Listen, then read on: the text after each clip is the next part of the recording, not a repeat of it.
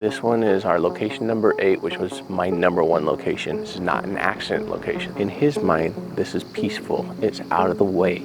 I know that it's deep. All right, so I have something here.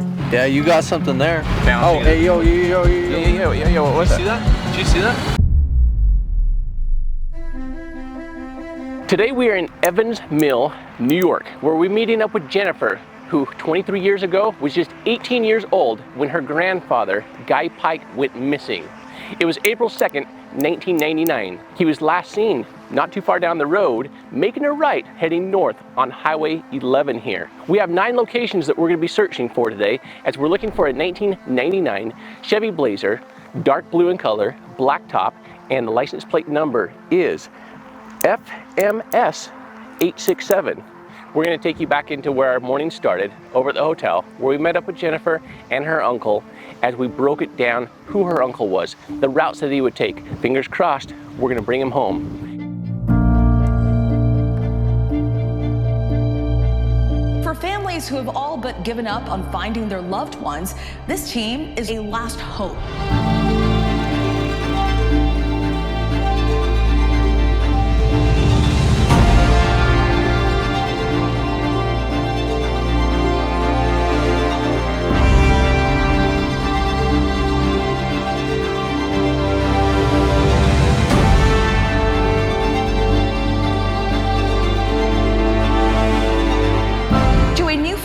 Civilian divers cracking cold cases for free. He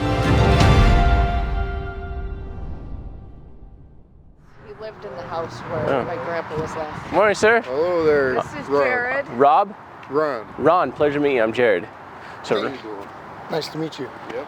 let's just actually come back to the entire beginning of all this. You know, we're talking 23 years ago. Young granddaughter you are. How old were you at the time he went missing? 18. We were very close. I was an only grandchild. I pretty much grew up in that house. I live in that house now. He did some volunteer work after he retired. I used to go with him, ride on the lawnmower with him when he mowed the lawns at the park. Quite a few times we went to Carpenter's Brook Fish Hatchery, just doing like little fishing there, and we were very close. Me and my grandmother were very close too. He left home on April 2nd of 1999. Said he was going to Watertown to visit family, which... Now he's from Water? He did a lot up here as a kid. So where was he actually living at the time? In Evans Mill? Howlett Hill, okay, which is Onondaga County, Syracuse. And he had come up, he pulled in their driveway, backed out, headed north on 11, and that was the last time anybody saw him. Is there any reason why he didn't get out of the vehicle in the driveway? From my understanding, there was a dog that had tried to bite him in the past that had come out barking, and that's why he didn't get out. And so now he continues further to the north when he leaves the driveway? Yes. Is there any reason or any friends, any fishing spots? What would be the reason he would continue north? From what I've been told by family members still surviving, that he had made a phone call on Thursday prior to his disappearance that he was going to visit relatives in Brockville. It would have been his Uncle Harvey and Aunt Florence. Okay.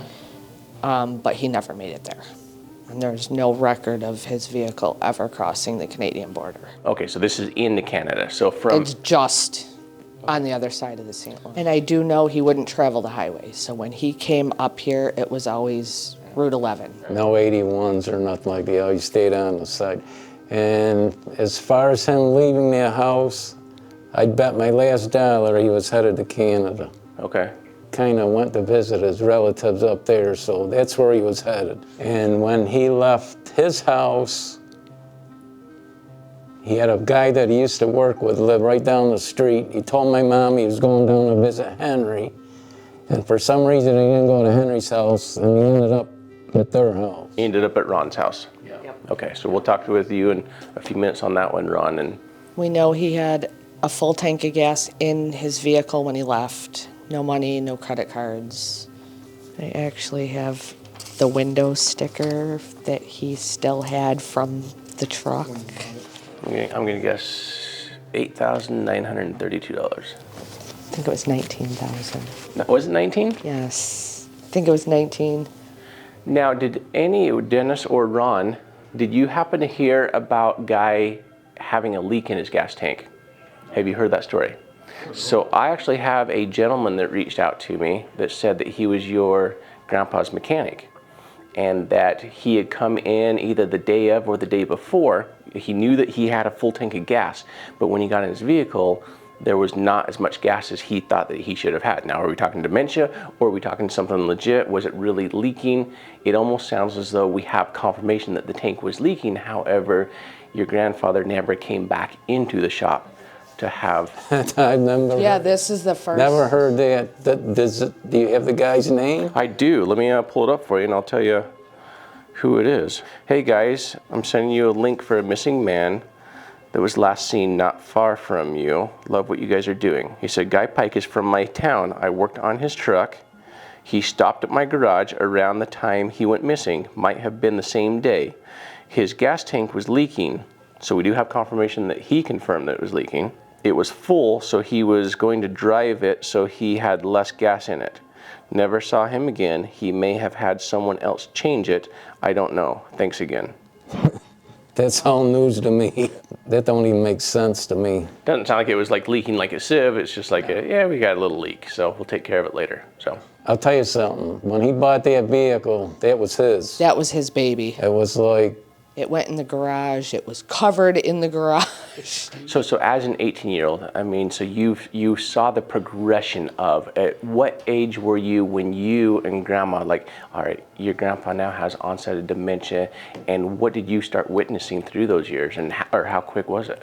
Probably over a couple of years. Can we straighten this dementia stuff out? Yeah. He was never diagnosed with dementia. He was supposed to, I think it was like a week or two. April 17th, he was supposed to have. He was supposed to go in for a test to see if dementia was coming into him.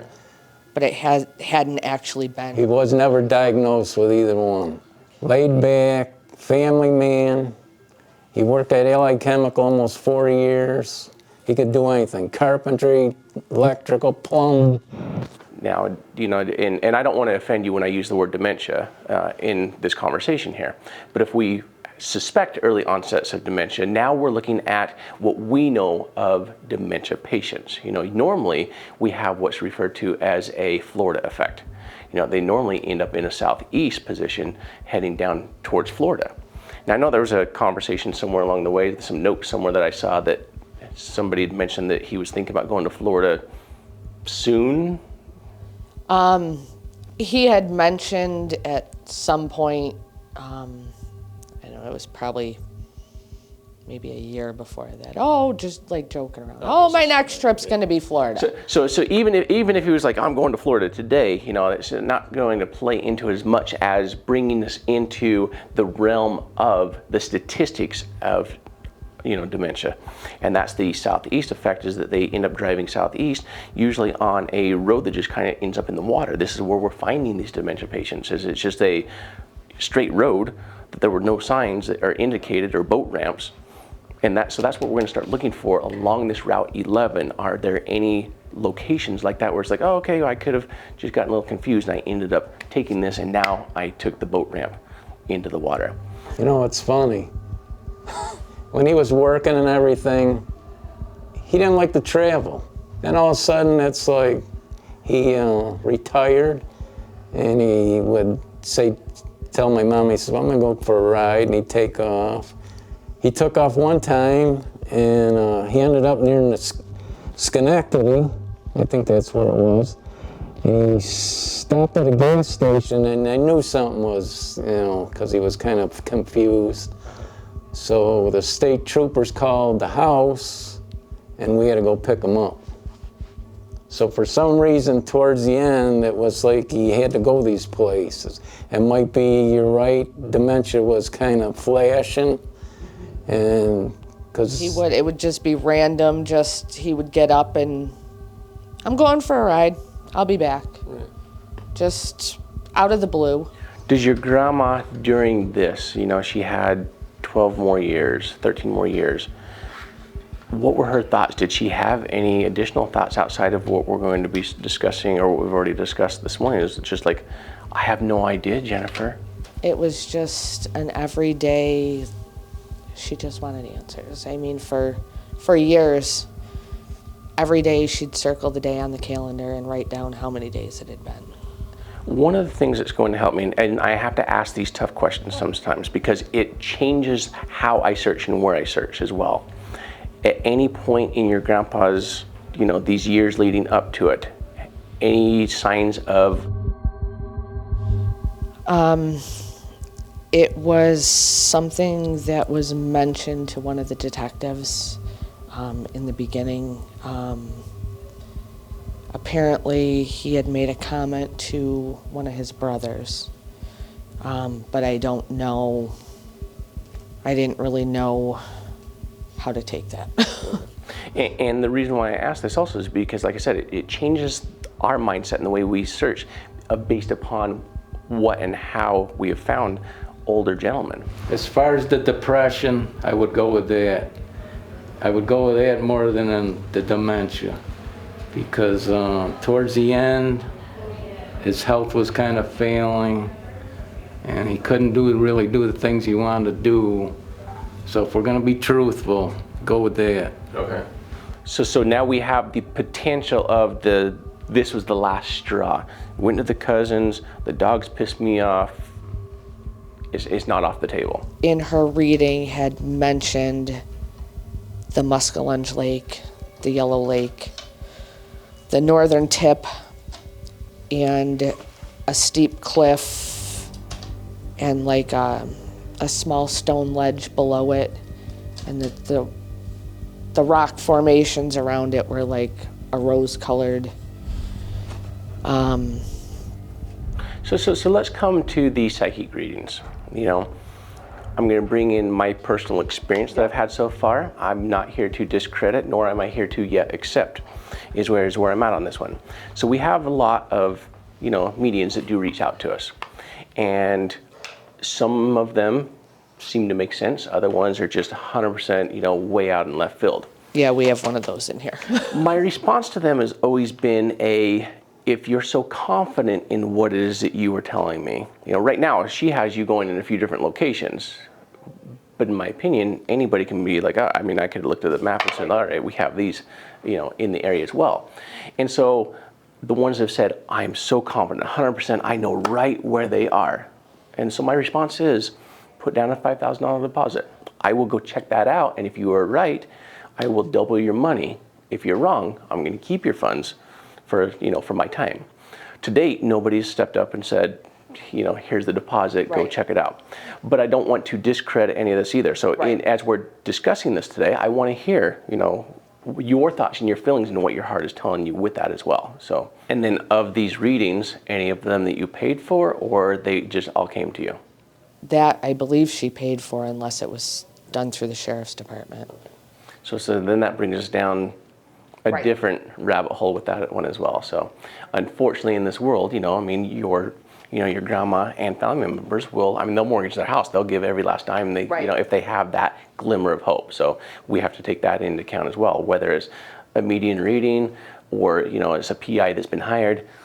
We've seen a lot of unfortunate things, with family members have lost a loved one, because like I said, they'll do anything to try to find them. Yeah. So anyway, we'll take that into consideration as we discuss it as well. But the Yellow Lake and the Muskellunge is how you say it. Yeah, the Muskellunge Lake. I looked at both of those in detail just on Google Maps. Now, we've not driven up there, but the Muskellunge, you only have one road that comes close enough to the lake that looks like they use that road to put boats in from time to time. No other areas that I've seen up there, and if you're from the area, if you can confirm this with me, that you can actually get a boat in there. The Yellow Lake looks like there's only one potential boat ramp that's up there. There's no other cliffs or anything that I saw as far as, hey, we have something up high to get a vehicle into, and you have zero roads up there. He would be plowing his blazer through the brush. So with the one boat ramp that's at Yellow Lake, currently I'm ruling that one out like 100%. I'll give you like a 0.001 on that one. Okay. And the reason for it is because you're coming through a little camping area with the cabins there. It's not something that's secluded, whether it's dementia or it's on purpose. It's just not one of those locations that we've ever found anybody at, and it just doesn't make sense. Okay. So let's come back to the psyche. So you went through all of this. So in your gut, in your heart, is there anything in here you're like, Jared, I need you to check this one location out because of what I heard? The one psychic, I think the last one, the one that's most credible, I would say, she sent us 2 tapes. And like the first tape was, she was kind of like describing people in the family. And my dad's brother, Elmer, was always twirling his hair. And this lady said he has a, I don't know if she said brother or relative that's always sitting there twirling his hair. She'd bring up things like that. So it kind of, it had credit to me, because she would describe, she also somebody, I think it was me, I started having a thyroid problem, and she brought that up, that a family member's having problems with their neck. So it was kind of like pulling things out that were true. So I kind of gave it credit to me that, you know, she kind of was on the right track. My uncle that passed away, actually, when he passed away in 2009, he had throat cancer, and I wondered, like, hearing that and knowing, like, maybe it was something that started way before that he didn't even know about. And so with her reading, is there any location that she might have pointed us towards? Anything that she said? In water, out of water? She's described that he was near some water, or in the water. And like I say, there was a big cement monument, or probably maybe a bridge abutment, who knows? That was another thing that was mentioned, was a washed out bridge. And really the only bridges we have between the Canadian border and Syracuse is the Black River here, which is right here in Watertown. When my dad was young, he used to come up here because there was a farm, his father and my father. Up in Lafargeville. Yeah, they used to go to the farm like during the summer, so I'm thinking with them being up here, you know, teenagers and stuff, maybe they went, there was places around there, they might have went fishing or swimming, and he'd have been driving down the road and something flashed in his head. Maybe it came into his mind that he remembered something like that. Did your grandfather always carry, like some guys just carry guns and fishing rods with them all the time? Did he? No. People reached out. This was something my grandmother had received from one of the school districts. Dear Mrs. Pyke, hello, we are at Lafayette Junior Senior High Language Arts class of 2005. Our teacher just recently read us the article about your husband's disappearance. We were very sorry to hear about it, and you have our sympathy. The boys in our class are writing to the editor of the Herald Journal. They are hoping to get more publicity so that people will be more inclined to help with the search. We are wishing you the best of luck, and we hope to see another article about your husband's return. Deepest sympathy. There's Kaylin, Donnie, Kathy, Jessica, and Valerie. So we hope that today we're going to be able to bring answers for Jessica and Dennis and their entire family. All right, so let's start off. The Black River is in big question for you. With Ron, he kept saying Dexter. Other than it being a fishing area, I need to know what is bringing us over to the west along the Black River to Dexter. I think my original thought with that, I know there's floodgates in Dexter. Okay. That was kind of my starting point from there, because the likelihood of that truck being beyond those floodgates is slim to none. So with your thinking, just so I understand, are you thinking, all right, his truck went in Watertown and the floodgates are going to stop the truck and his truck didn't go past Dexter? Is that why we're thinking that? That's kind of why I'm getting it. Like, I don't think it would have gotten beyond that point. Okay. So let me come back to when a vehicle goes in, the vehicle is going to settle. And it's kind of like, think of a turtle. And so when your water comes in and it hits the front of the truck, you think it's going to be pushing the truck further down. But what ends up happening is the water goes over it, it creates an eddy here, and so therefore it keeps the truck from being pushed down. So you're pushing and you're pulling on the vehicle at the same time.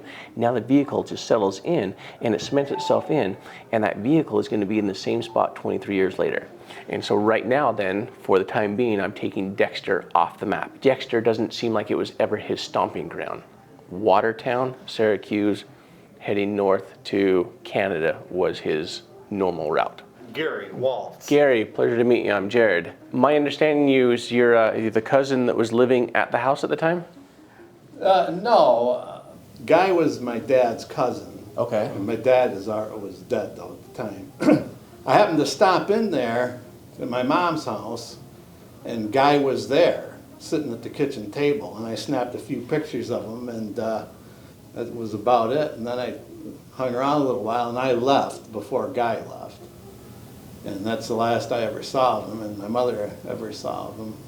So grabbing the seat of the pants then actually puts your grandfather in the house having a cup of coffee. Now he's leaving, now the dog. When I went in there, he was sitting at the kitchen table, and my mother was doing dishes at the sink, and and he had been talking, and he was just having a visit. And I thought it was kind of peculiar because I hadn't seen this man, in so many years. And Right. Thought it was odd. He just rolled in there out of the blue, When he left, did you happen to see him pull out of the driveway? Did he make a right or a left, do you know? No, I'm quite sure I left before he did. And I know you had sent over the photos to them, and the timestamp was the week prior. Okay. So now let's come back to Watertown here. So let's say that he leaves the last known location. He ends up making a right. He goes up a few blocks. Then he decides, you know what? Absolutely not. I'm just done. I'm going to head back home. His cousin that committed here on Route 11. I know he's buried in the North Watertown Cemetery. Okay. Another thought that went through my head, like, was he trying to go to the cemetery? Just everything's gone through my head. Okay. And so with the cemetery, is it on the north side of the Black River or on the south side? I believe the Black River's to the south of it. And so now, as I start breaking this down, what I'm going to do is I'm just going to zoom in, and I'm looking for an accident location off of Route 11 as he's heading up to 58. And this is how I begin my searches, and I start breaking it down. Is there any type of small retention ponds, farming ponds? What is this one right here? Is this a potential accident location to where he ended up having a heart attack and he veered off the road? I know he was on blood thinners. Any small creeks like this we're going to look at. Most of them are too small. I believe that one's too far off, but let's mark that one. We'll pay attention to it as we go over it. So possible location 4. In looking at this as well, would there be any, like he always made a stop to get ice cream along the route at this one location, or he always grabbed a burger here? Yes, I remember when we brought him up here, he just wanted to go straight through. Okay. But the thing I'm looking for also is if there happens to be like any boat ramp, like for some reason he didn't make a right, he made a left. This is a pull-off. I just drove up here a couple weeks ago. There's a little boat ramp right here. So I'm up at the intersection of 58 and 11. Mm-hmm. And so what we want to do is look for, one is, he's coming into town, it's slow. I don't think he's going to go off the bridge here, but we'll go ahead and take a look at any potential possibilities there. And now we'll continue our route. Tell me about your grandfather's driving habits. Was he a speed limit type of guy? Was he always 10 over? I could show you speeding ticket. I don't think that truck ever did less than 53. Well, and that's good to know, so that way we can... You can turn right on red anywhere you want. He didn't hit the brakes till he was touching bumpers. Yep. All right, so now just to recap, to paint a picture, and now we painted a map along this Route 11 as we're heading up with our potential locations with 1 and 2 and 3, and just following any of those water locations up. This one I'm really interested in because we have a little boat ramp at this one. So that one is of more interest to me than any of these other ones. Okay. And part of that is I'm going to Canada, he's stewing, easy access. That's my only easy access is location number 8 on this one. Let's go hit it.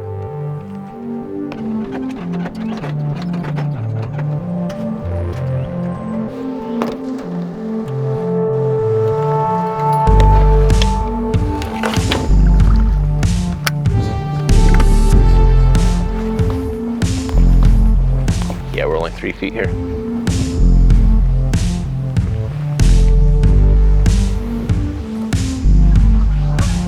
Yeah, we're only 1.5 feet here. Well, that knocks out the first one, so we've got 8 more to go. So Yep. we'll put the boat away and on down the road we go to the next one. But it won't go that far. No.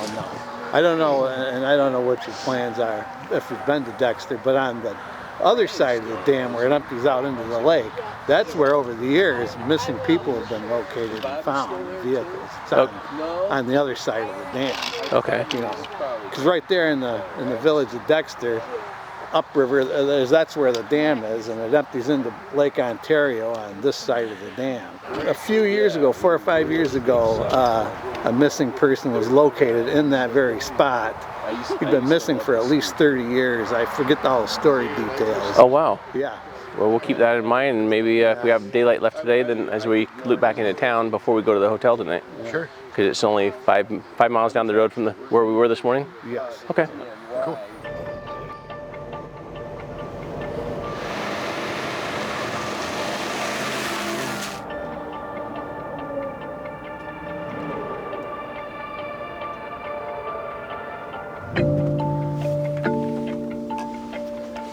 So yeah, you can see the bottom in that right there, Nick. Now the right side is the side that, in my opinion, he'd be off of, but we'll just double check the other side too. Yeah, same thing. Yep. The next little town where our location 3 is at is up Philadelphia. With this one, as we head across the first bridge, keeping in mind that he likes to drive fast, we're looking for an accident over the bridge type of a scenario. However, just looking at the maps here, it appears as though the creek is really shallow, and so we're just going to confirm that.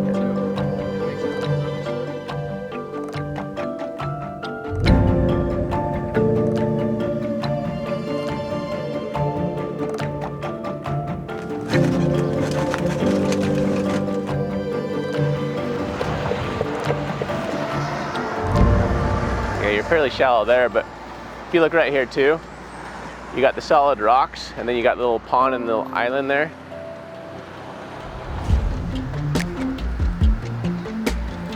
So if you look at this road, that road has been here the entire time, as far as being that wide. So they're not widening the road, so it's not a new bridge, they're just fixing the bridge. Gotcha. So we're gonna go off of coming in on the road here. So you come in right through here, off the side.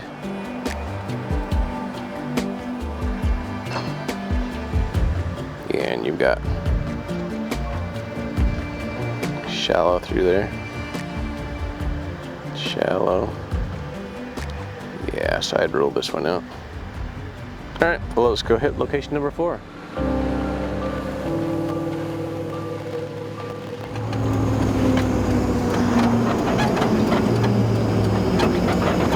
I actually drove up here a couple weeks ago and I walked down in there. Uh-huh.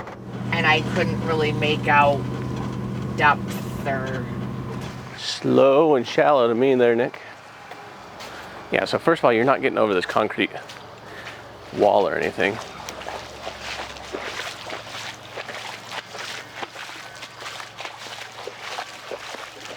So you have a new bridge going in here, Nick, but nothing is bringing him down onto Coolidge. He's up on 11. And they have a bunch of bridge work going on. So if you look at this bridge, like if I was like, oh, 100%, he's, has a friend on Coolidge, he knows this like the back of his hands, and we're within a 5-mile radius, I would be here all day long seeing if the old Coolidge, if he's in there. But right now, man, we just have like an hour and a half worth of road all the way from Syracuse up to here, that I'm just having a really hard time with this case to begin with. But I need that accident location. I need that dementia location. I need that easy, I'm taking myself out location. And right now I don't have any of those that we've discovered yet.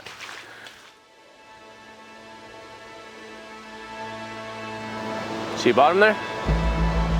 Yeah, just about 3 feet off, but I'm looking at that side.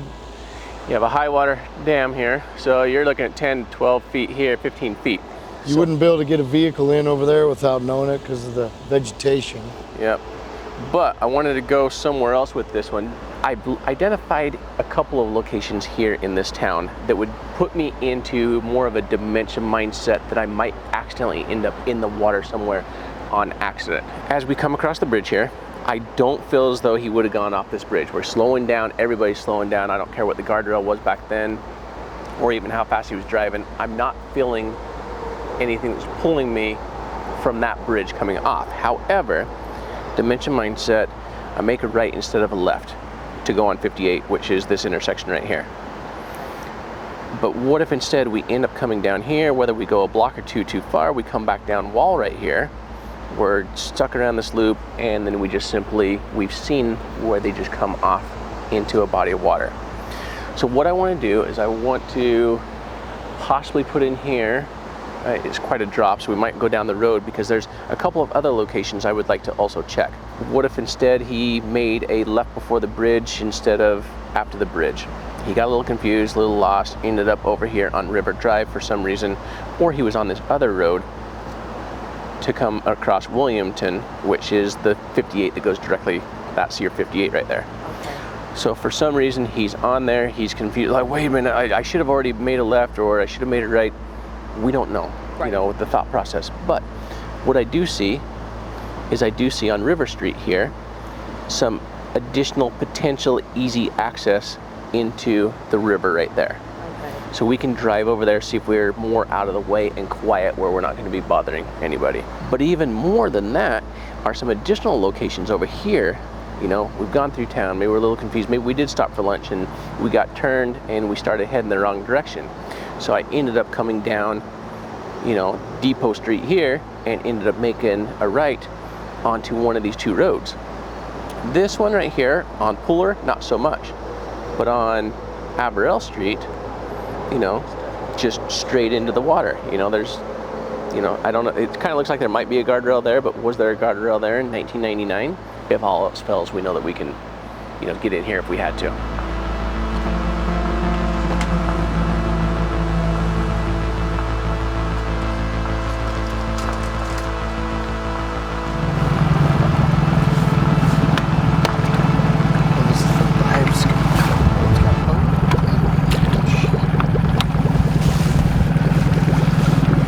Yeah, already at 9 feet, 10 feet, 11 feet.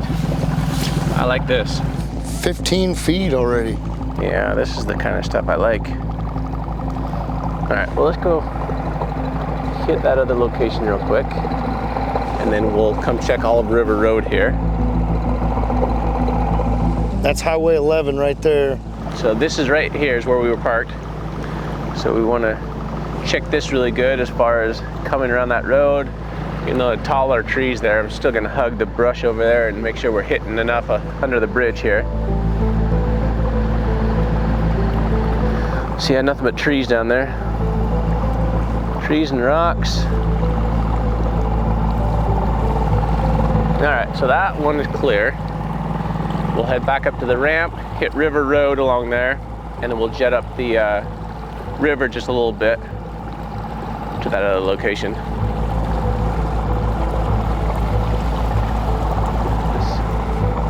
Sideways, that really came up. That came up from like 20 feet up to only 4 feet. So I want to make sure that nothing's been pushed up against one side that we're missing.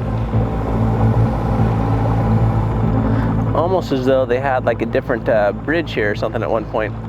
I'm also interested in what this is right here. It's not big enough for a vehicle, but you know, so we had this right here. Yeah. And then we had just something weird that really cast a shadow there that I want to double check that as well.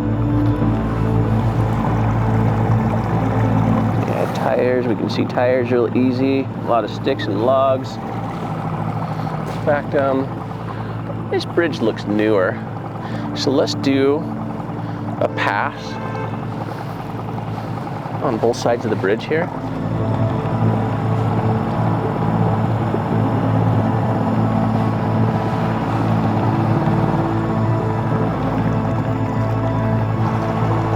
Yeah, so that's clear. All right, let's flip it up and head on up the road there.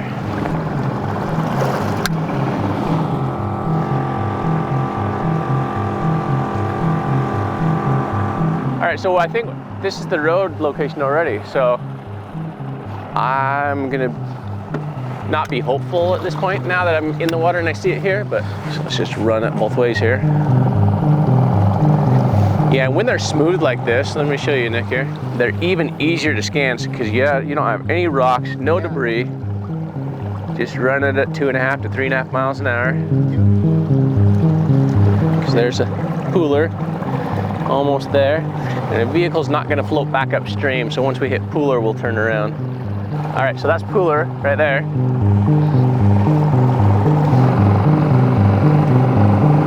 That's the very end of Rail Street. So this is my last location here in town of interest. And so if a vehicle comes in, now we're interested based upon the flow of this river, the next 100 feet or so. So just a little bit of a debris pile over here. Nothing real big that's really of interest or exciting to me, but we're gonna go back there and check that. I don't know what that is underwater. Whoa. That's like an old underwater bridge thing here or something. What we're gonna do is we're gonna identify if there's like another pillar support. Now, remember this morning's conversation of the reading? Like, what if that's like an old bridge that they identified? And like a cliff or something, or an embankment. Yeah. I don't know, we're gonna scan this really good over here and see if there's like another something over here, and then we'll scan it over there and really identify what this is. That was weird.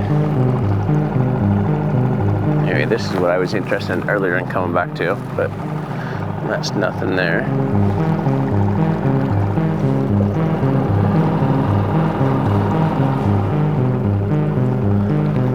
Yeah, that's like 10 feet tall plus. I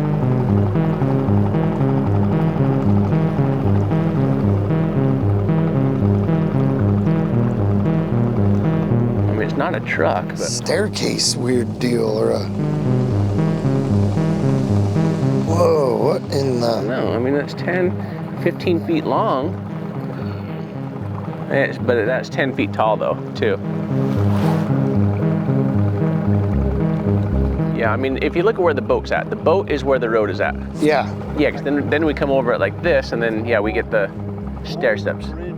That it's very intentional, that it's not just debris up against it. Right. And you'll see that, like, on this pass here, I think. Very definitive, intentional, you know, building structure of some sort. Yeah. All right, I'm gonna say no to that one.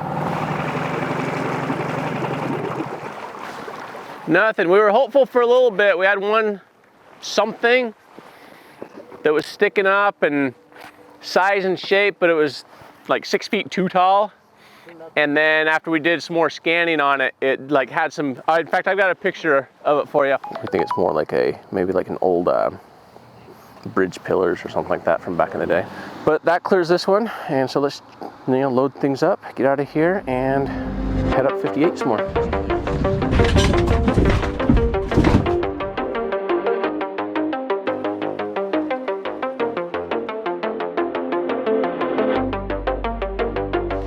Well, that's a big dam right there. Big spillway. So the only way I could bring this one into play to put him here is if he knew about it, and this is a 100% I'm checking out, knowing that based upon the entire river that we've been on so far and the route so far, this is the very deepest location. I bet you this is gonna be 35, 40 feet right here. So I can't rule this one out without putting a boat. I cannot say no on this one.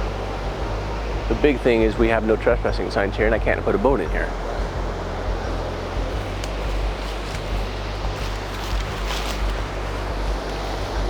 But this would have to be a very intentional though. Yeah, I mean. This is not a dementia location. And you'd have to know about this particular place. You're not just gonna randomly find this. You know, we studied a map to find this. Right. My thoughts on this one is, as Nick was also saying, we had to study a map to find this location. This 100% is not a dementia accidental location. This is I'm from the area, I know it. Your grandpa's not looking at Google in 1999 to find this location. So only in the event he knows he's checking out, and if he lived in this town, then I would say 100% we have to check this location. But based upon this other information of 1999, he's 70, he's not from the area, he drives the route, but you only have one spot here where if you're going to intentionally launch here. Well, I just peeked around the corner and there's the floating signs up there that say no boats past this point. Past that step. Yeah, you can see it if you step right over to there, and it's up there about 100 yards. Right. So because after 2000, after 9/11, then Homeland Security also took over all dams, and so we can only get so close to certain dams, and with the no trespassing signs there. So right now we are left with not being able to get in this body of water legally.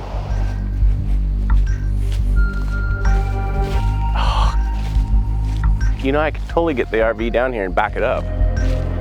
And therein lies our problem right there, Jennifer.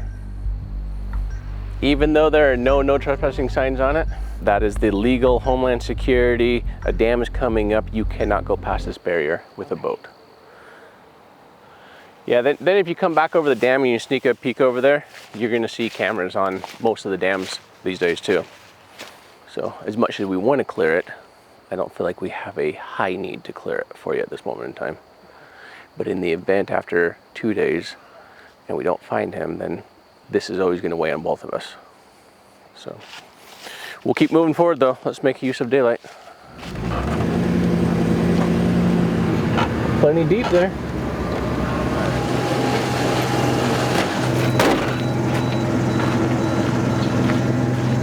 We're looking for a Blazer, an 89 Blazer that went missing in 1999.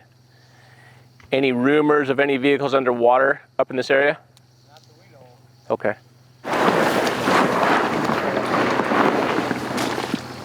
This one is our location number 8, which was my number 1 location in my mind today that I wanted to search. This is not an accident location. This is he takes 58. He may have been pulled off here a time or two before, and maybe in his mind, this is peaceful. It's out of the way. I know that it's deep. We can't take it off the table.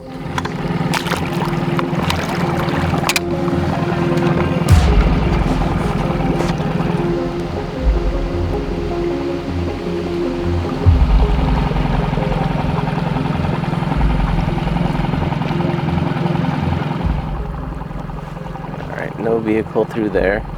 And it actually only gets up to 3 feet deep right here.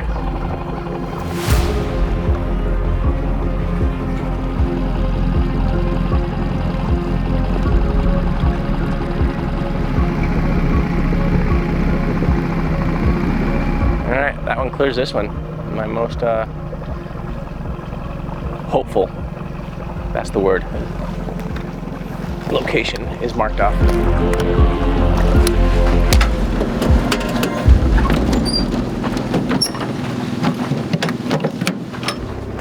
All right, so Nick, we're coming up on the very last location here, and this is the Black Lake. We have 2 crossings here. And so one thing is, like, look at all the lily pads here. Yes. So lily pads will not grow more than 6 feet in length, is based upon all the information and research that I know about it. So nothing here, as far as a vehicle, is not going to be deep enough. We have one more crossing coming up here. And what we're also looking for is not just the railing. Like, this is an older railing from the 80s. And so look for like any bent railing on here. And so this is my last hopeful location of the day. So you have a potential, but you have 0 dents or any movement in this guardrail that's been here forever. This is not the type of guardrail that you just come in and slap a piece on. What I want to see if we can do and find is if there happens to be a boat ramp right nearby here. Let's see if we can at least get a boat in and just go check that bridge area just to rule it out.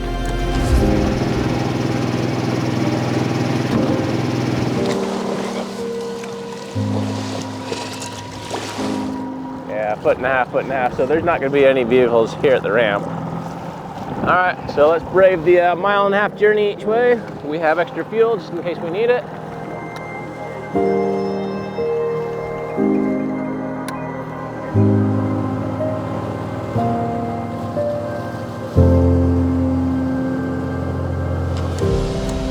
All right, so since he would have been coming from the south, heading north towards Canada, except it's only 5 feet, 6 feet. Like I thought for sure, Carson, we'd be a little deeper on this one, and with the rainbows, our sign. Look how it's dark on one side and light on the other. Oh, we're deeper here. Oh, we just hit a hole, 11 feet. Just got deep.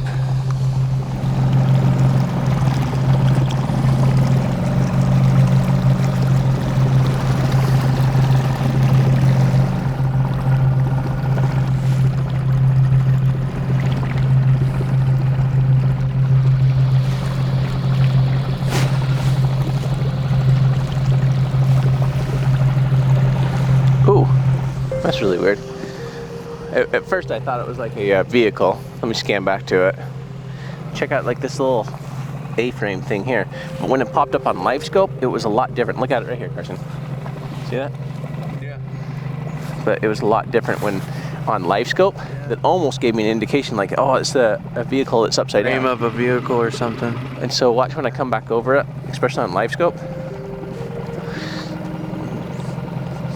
But the thing is, it's like right off the culvert, so it leads me to believe it's more of a, you know, kind of a shoring or bracing of some sort. It'll pop up on LiveScope first.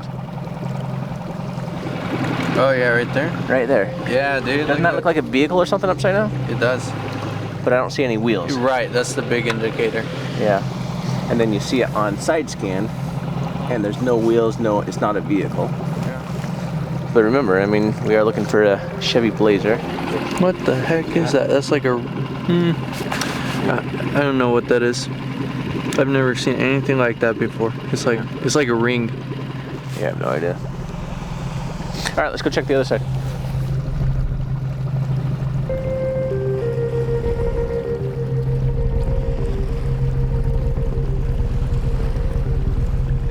All right, so I have something here that we want to double check.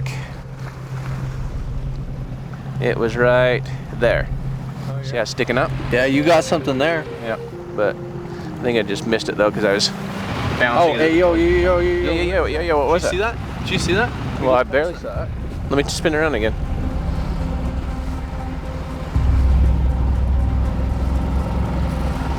Did it have wheels? Yeah, it looked like the shape of a car. It didn't look like a truck though. Oh, I need a truck. It did look like a car though. Don't want a car, Carson. I want a... I'm sorry, that's what I saw. Could just be a rock too, so that's even worse. Yeah. All right, so right there, that's a rock. Oh yeah. That's a rock all day long. No wheels. Yeah, same thing here. I can see it's a rock at that angle. Yeah. Day one. Your thoughts, your feelings. Sadness still. Yeah. But peace of mind in regards to the spots we have looked. Yeah. Yeah, with the spots that we were in the water, you know, I can say, Jennifer, 100%, they are ruled out. We never have to look here again. We don't have to look at, you know, the Alaska location, you know. The only location still in question is location number 6 from today. And that one, unfortunately, I am never going to be able to give you those answers. It's always going to be eating at us. Right. So, but until then, you know, it's getting late, the sun's going down. I hear that we've got food back at the hotel that they've taken care of. And so let's head back, dry up a little bit. That thunderstorm was, you know, almost took us out. I got nervous. I got nervous. Yep, and we're going to come up with a game plan for tomorrow. You know, maybe what your cousin was saying about Dexter and the other side of the dam, that if this is an on purpose scenario. And I don't know, I kind of wonder why they all keep going back to that area. I don't know. I don't want to speculate on that one. No, I know. I just, in general, just Everything seems to be like, I don't know. Well, let's concentrate on the Black River and Dexter tomorrow, and then that'll be our starting point. And then with the time that we have left in the day, let's go back to our 5-mile radius from your home, from his home, and let's look at what else we have, as we head on into the evening on day 2. Okay. All right. Thank you. You're welcome.